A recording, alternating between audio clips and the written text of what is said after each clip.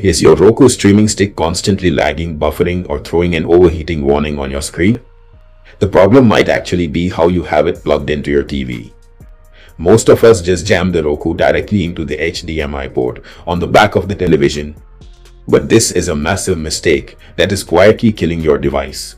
Welcome back to USA Streaming Guide, and today I'm going to show you a simple hardware trick that will instantly fix your Roku issues and make it last years longer. And the best part? You can get the solution for absolutely free. Let's talk about why plugging your Roku straight into the TV is a terrible idea. First, flat screen TVs generate a ton of heat, especially right around the HDMI ports. When your Roku sits flush against the hot TV panel, it absorbs all of that heat. This causes the internal processor to overheat, which leads to freezing, random reboots, and a much shorter lifespan. Second, the back of your TV is essentially a dead zone for Wi-Fi. Being sandwiched tightly between your wall and the television blocks the internal antenna inside the Roku stick, which is exactly why your movies keep buffering.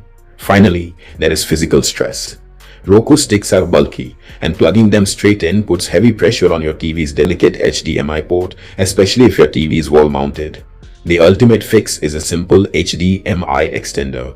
It is just a short, flexible cable that goes between your TV and your Roku. This tiny gap makes a world of difference.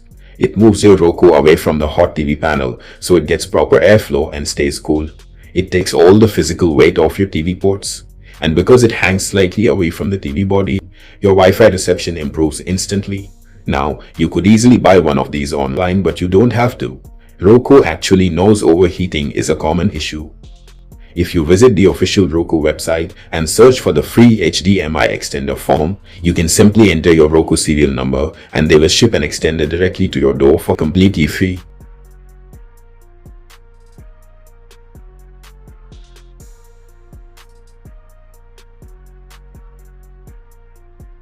Once you connect your Roku using the extender, always give your device a quick system restart from settings. This clears any temporary glitch, resets your network connection, and lets your Roku run completely cool and smooth. Did you already know about this free Roku hardware trick? Let me know in the comments below. If this video helped you save your device, please hit the like button and subscribe to USA Streaming Guide for more cord cutting tips.